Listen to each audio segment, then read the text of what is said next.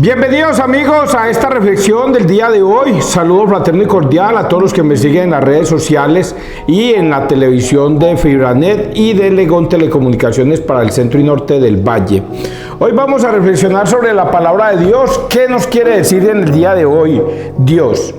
Mucho cuidado con esto que yo voy a decir, muchachos. Dios mío bendito, yo cada día me sorprendo más de lo que está escrito en la Biblia. Yo esto no lo sabía, o sí lo sabía, pero no lo tenía en cuenta. Y es esto: nosotros podemos leer la Biblia, todos. Los protestantes leen la Biblia, todos.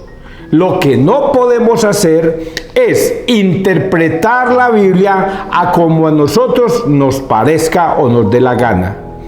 Eso es peligrosísimo. Nosotros todos estamos llamados a leer la Biblia, pero cuidado con la interpretación que usted le da a esos pasajes bíblicos. Porque los protestantes tienen un detalle que, por eso lo dije ahorita, que me sorprende lo que he descubierto. Y es que los protestantes cogen la Biblia y la interpretan a su propia manera y buscan dentro de ese mensaje un mensaje positivo para la vida, un mensaje que nos sirva de reflexión para nuestras vidas.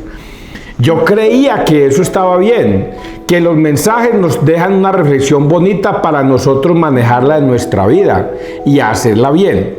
A lo mejor sí es así, pero el peligro de esto es cuando creemos que lo estamos haciendo bien y resulta que eso no es lo que dice la Biblia.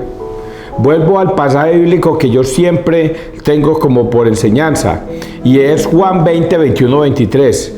El Señor les da el Espíritu Santo a sus discípulos y les dice: vayan, y a quienes les perdonéis los pecados les quedan perdonados, y a quienes se los retengáis les quedan retenidos. Ese es el mensaje, ese es el mandato de Jesús, que vayan a perdonar pecados al mundo entero, porque Él ya les dio la autoridad de perdonar pecados, y que vayan con el Espíritu Santo. Los protestantes leen ese pasaje bíblico, sobre todo los pastores mentirosos, y dicen, es lo que él quiere decir es que en la tierra no hay un hombre que tenga autoridad para perdonar pecados, sino que es Dios en el cielo. Él mandó sí a sus discípulos, pero solamente a sus discípulos. A nadie más mandó. Él no mandó sacerdotes, él no mandó a obispos ni nada de esas cosas, solo mandó a sus discípulos. Cuando murió el último discípulo, hasta ahí llegó.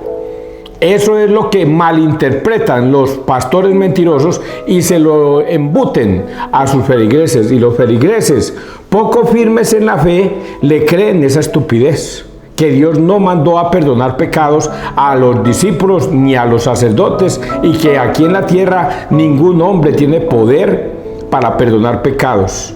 Entonces, cuando malinterpretan ese pasaje bíblico, no están ganándose su salvación.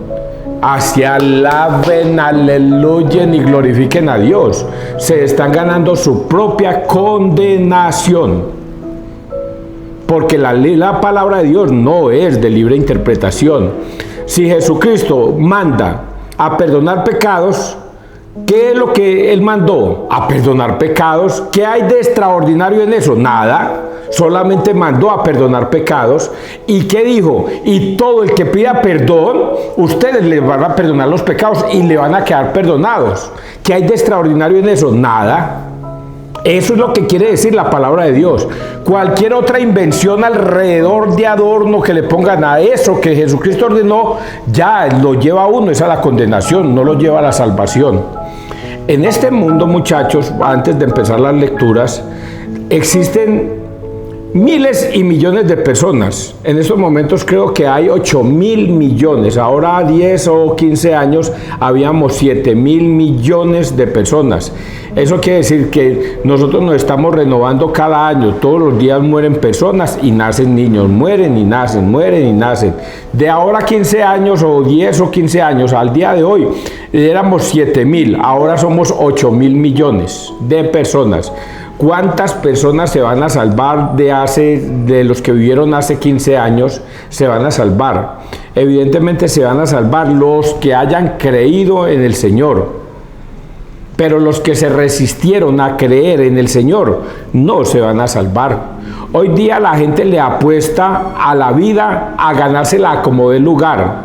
Veíamos ayer unos caballeros que le disparaban a un vehículo que supuestamente iba un senador y mataron fue a 2 escoltas.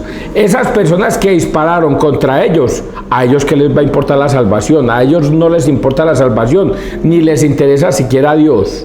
¿Se van a salvar? No, ellos juegan a su destino, a lo que la vida les prepare hoy. Y mañana ya vendrá mañana. Pero cuando llegue el juicio final, ellos se arrepentirán hasta el tuétano de los huesos por no haber obedecido a Dios.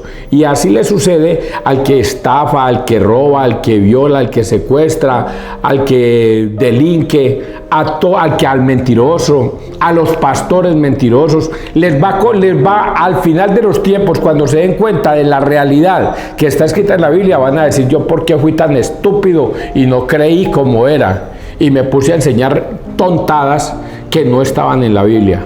Ahora sí, vamos a leer.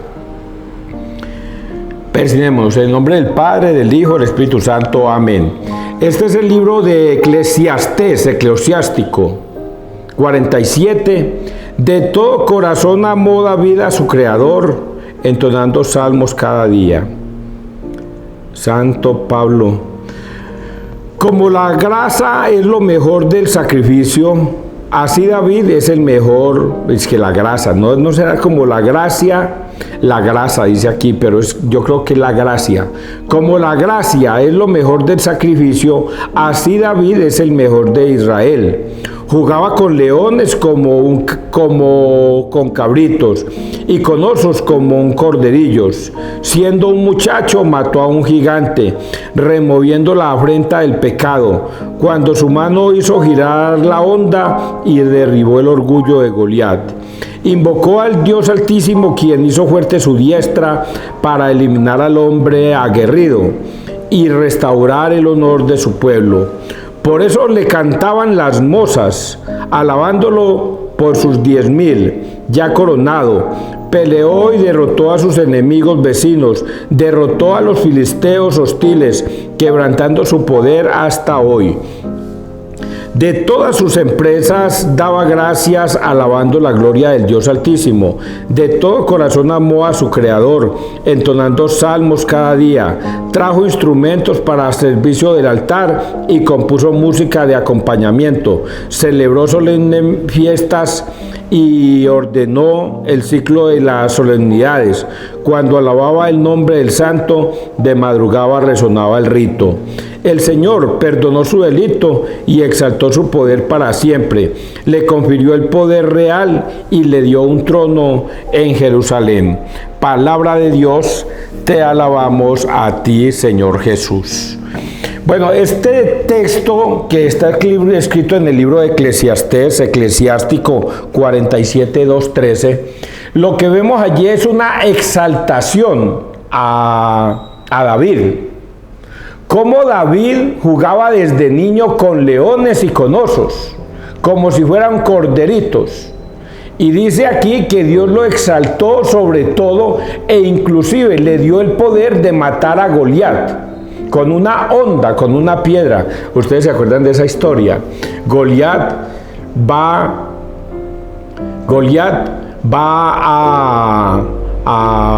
hacia el pueblo de Israel y les dice: mándenme a un guerrero, el que ustedes tengan. Y los filisteos le decían: el que gane de ese combate, el otro le servirá como esclavo. Ese era el acuerdo. Y Goliat era un gigante, y el pobre Saúl no sabía a quién mandar. Él también tenía miedo de ver ese gigante.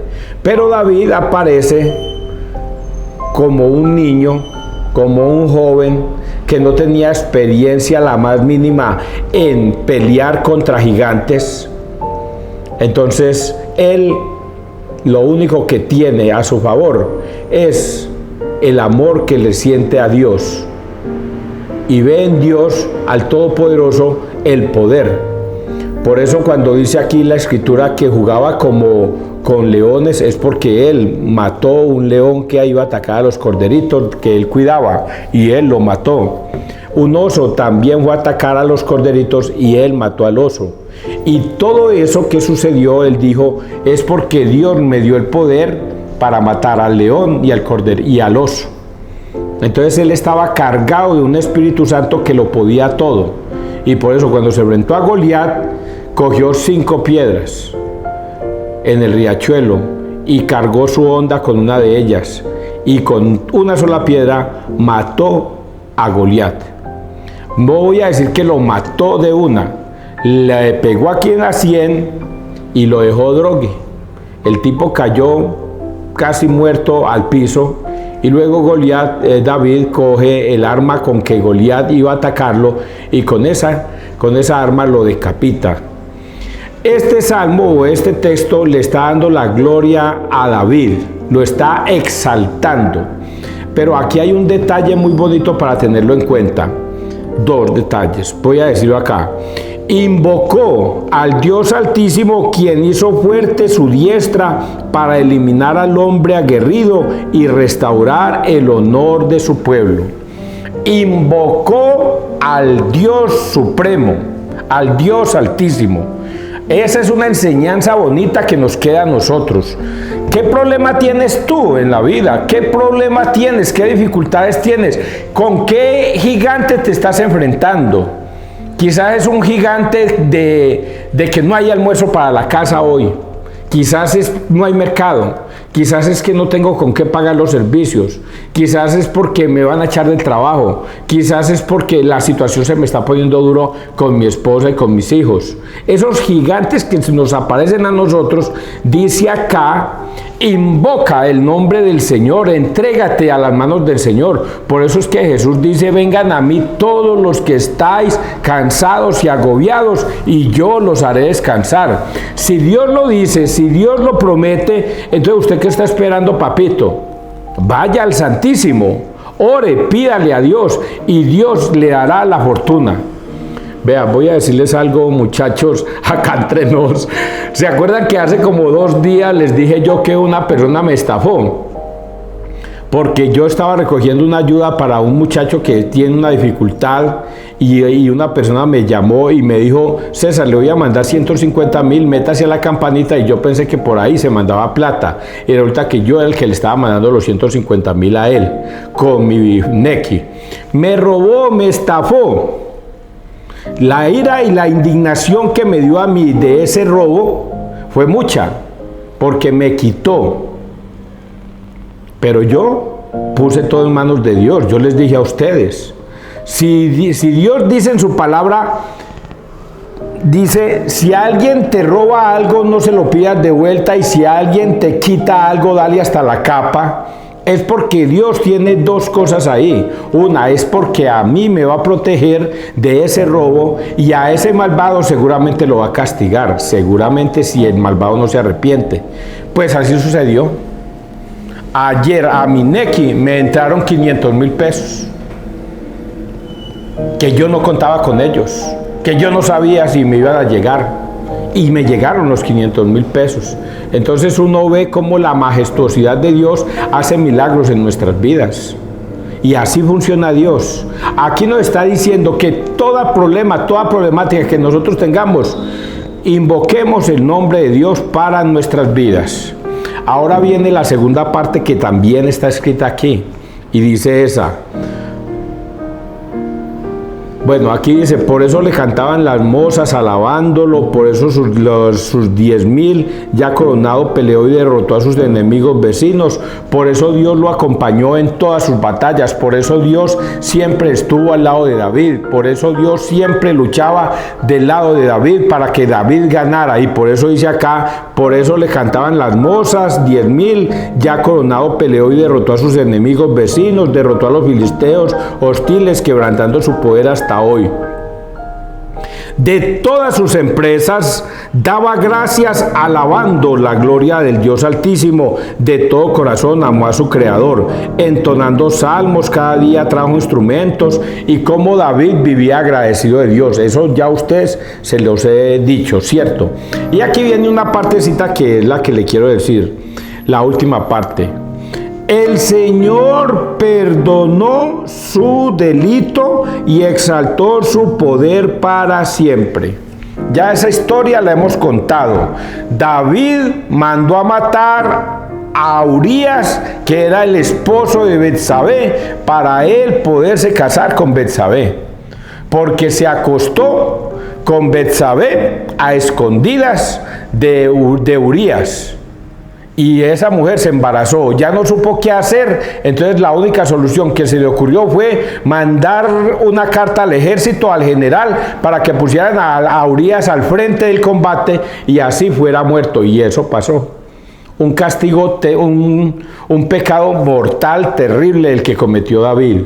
Pero ven aquí esto, porque está escrito aquí: el Señor perdonó su delito y lo exaltó a pesar de la miserableza que hizo. ¿Y saben por qué, muchachos? Está escrito aquí. Porque esa es nuestra condición de vida todos los días. Todos los días nosotros, yo, César Arturo Arias, que me encanta ponerme al frente, yo peco todos los días peco, de pensamiento, palabra, obra u omisión, todos los días peco. Me gusta ponerme a mí de frente para no señalar a nadie, porque al igual que mi condición, es la condición de muchos de ustedes. Pero la partecita que me dicen acá es que Dios me perdona mis pecados si yo voy al sacerdote y pido perdón por todos esos pecados. Y yo cada vez que voy al sacerdote, lo primero que yo le digo: vea, Padre, yo vengo a confesarme de muchos pecados, porque yo he pecado de pensamiento, palabra, obra u omisión. Así es que de todos me arrepiento. ¿Que no voy a volver a pecar? Sí, Padre, yo voy a tratar de no volver a pecar. Pero como somos seres humanos, carne débil y todas esas cosas, volvemos a salir a la calle y nos cuesta trabajo sostenernos. Nosotros no vamos, como dicen los protestantes, a engañar al sacerdote. No, vamos arrepentidos de haber pecado. Y el Señor, que es misericordioso, nos perdona. ¿Cuántas veces? 7 veces. No, Pedro, yo te digo que hasta 70 veces 7 debemos perdonar. Siempre debemos perdonar, y esa es la riqueza que Dios nos da y nos enseña en este. Que Dios, el Señor, perdonó su delito y exaltó su poder para siempre. ¿Por qué lo exaltó? Porque a pesar de que David mandó a matar a Urías y suplicó en el Salmo 50 el mal que había cometido, él se arrepintió de todo corazón y luego le siguió sirviendo a Dios. A Dios no le interesa la persona que peca. No, a Dios le interesa es la persona que peca, se arrepiente y cambia su forma de pensar y de actuar en la vida. Ese es el que le interesa a Dios. A Dios no le interesa condenar a un pecador, no. A Dios lo que le interesa es salvar a un pecador arrepentido. Y eso es David. ¿Entendieron esto tan bonito? Ah, bueno. Salmo 17. Bendito sea mi Dios y Salvador.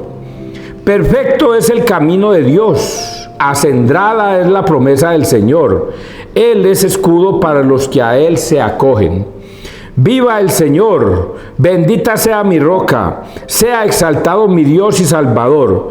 Por eso te daré gracias entre las naciones, Señor, y tañeré en honor de tu nombre.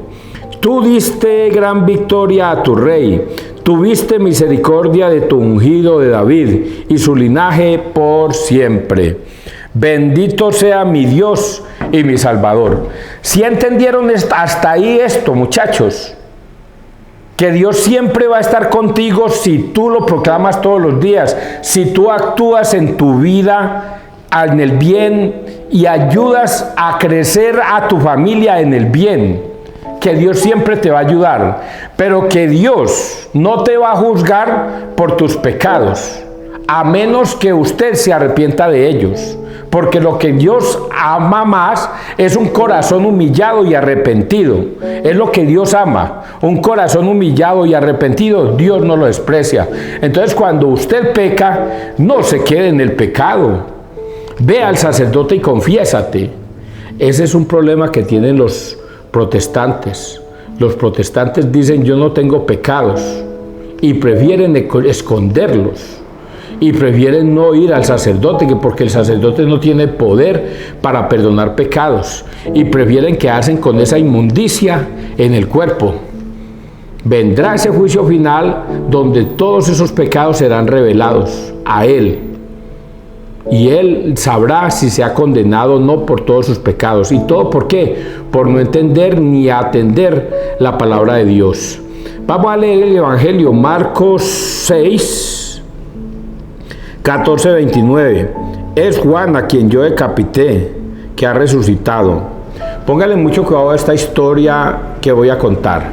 En aquel tiempo, como la fama de Jesús se había extendido, el rey Herodes oyó hablar de él. Unos decían: Juan el Bautista ha resucitado de entre los muertos, y por eso las fuerzas milagrosas actúan en él. Otros decían: es Elías. Otros: es un profeta como los antiguos. Herodes, al oírlo, decía: es Juan, a quien yo decapité, que ha resucitado.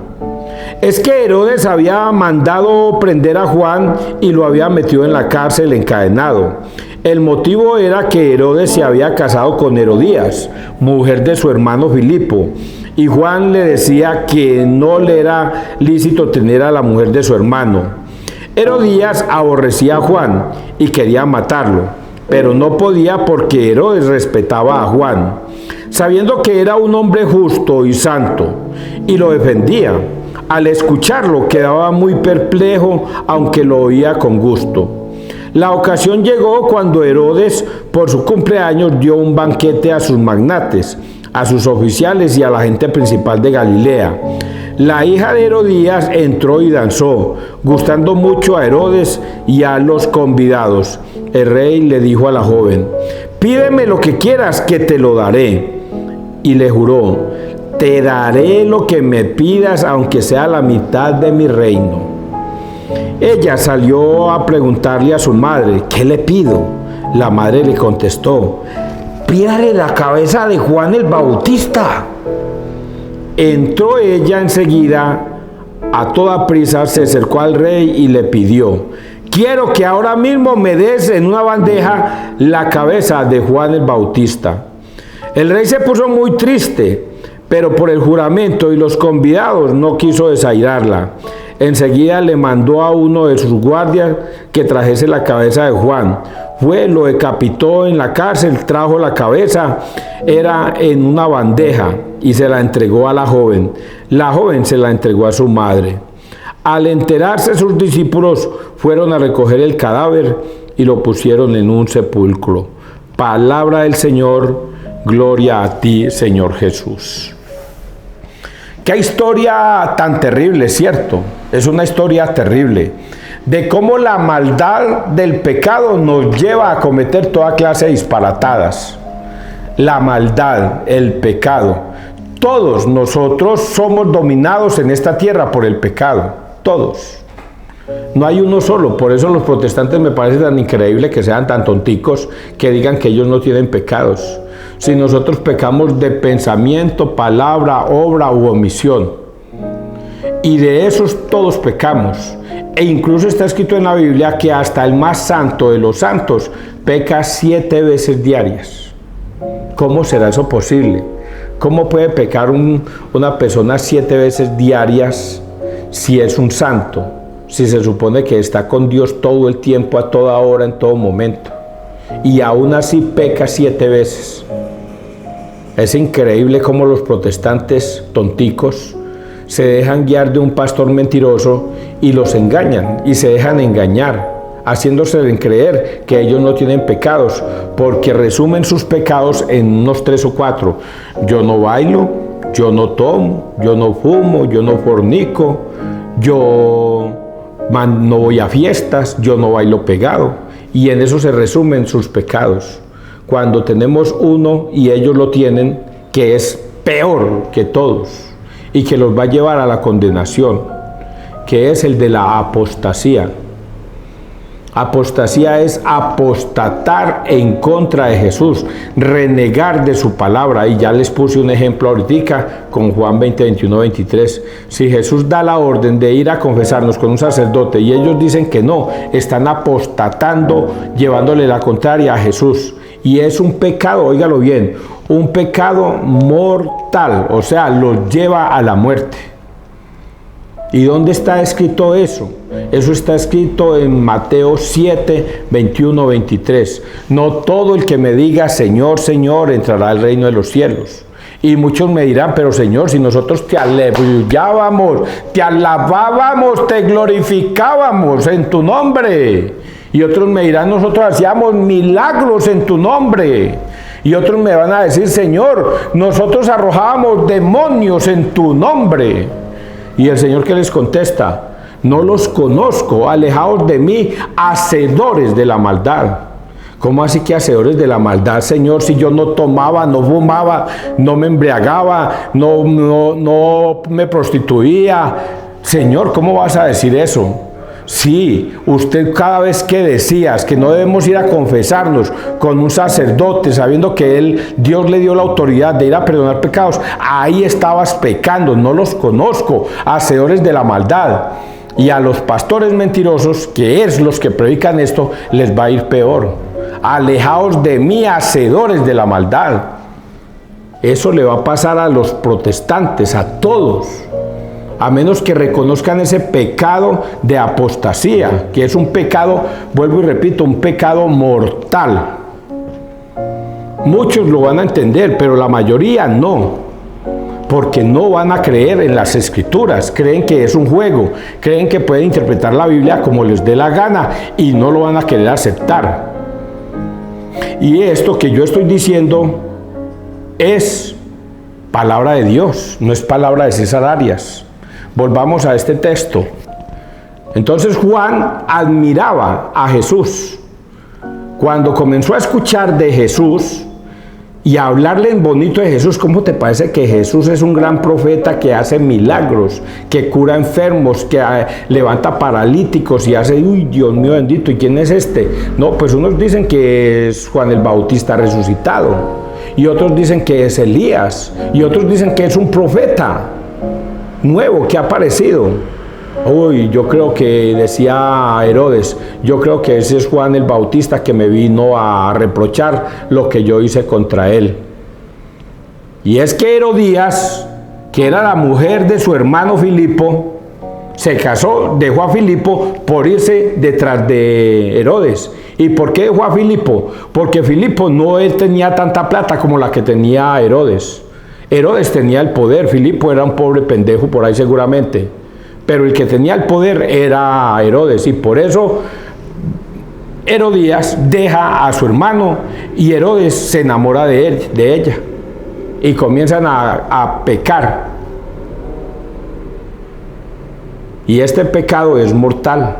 Por eso Juan el Bautista le decía, deja a esa mujer que es de tu hermano, no es tuya. Así es que déjala. Y él sabía, pero Herodías tenía una personalidad dominante. Y el pobre Herodes era un pobre pendejo que se dejaba arrastrar por lo que la mujer le dijera. Y Herodías le tenía rabia a Juan el Bautista porque le refregaba en su cara la verdad y quería matarlo, pero Herodes lo amaba de cierta forma, lo admiraba, lo respetaba, le encantaba lo que él predicaba, lo respetaba, hasta que llega otro pecado que es el de la seducción. Y el pecado de la seducción es con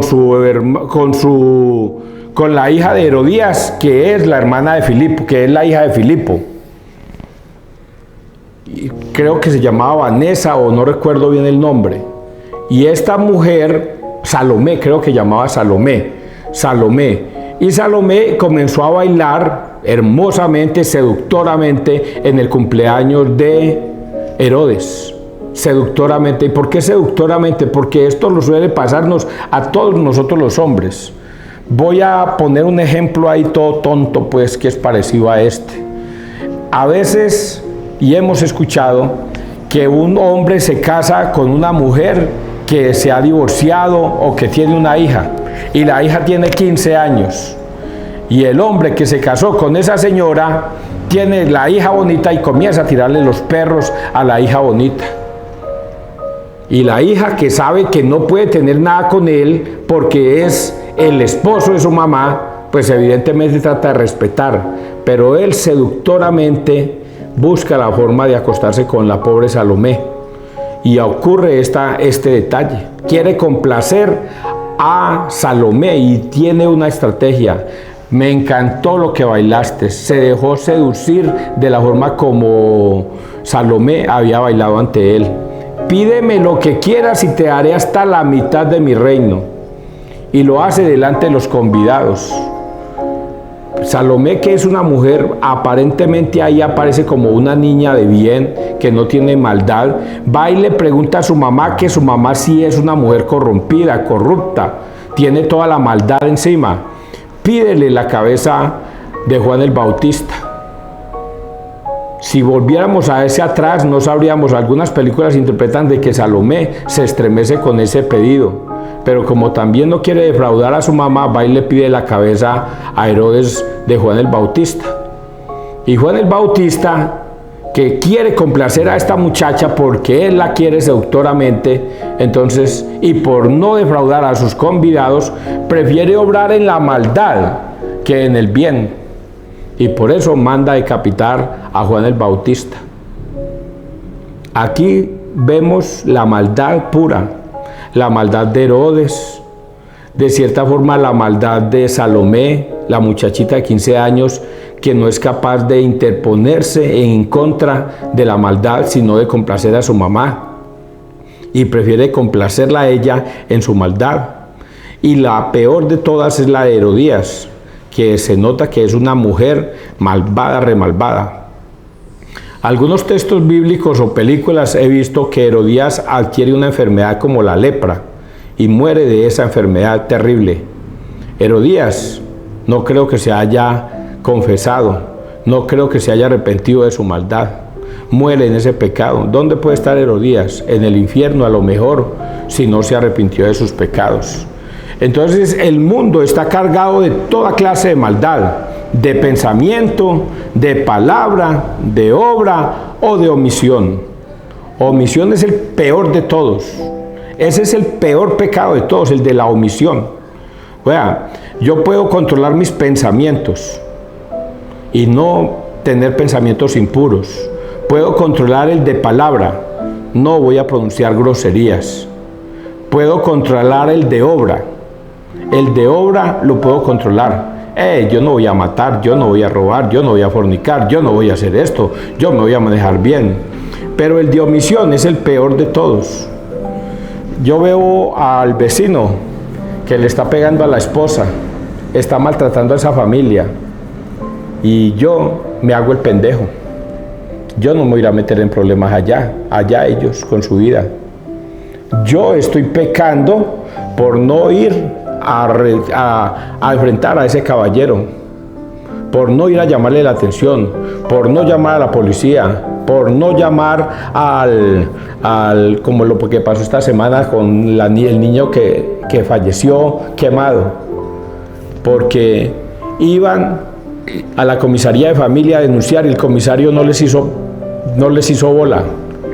El comisario cometió un pecado de omisión. Es un pecado terrible y todos lo tenemos.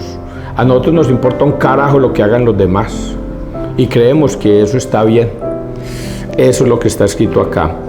Al enterarse, sus discípulos fueron a recoger el cadáver y lo pusieron en un sepulcro. El rey se puso muy triste, pero por el juramento ya ustedes entendieron todo. Espero que me hayan entendido. Que Dios los bendiga, que Dios nos bendiga donde quiera que todos estemos.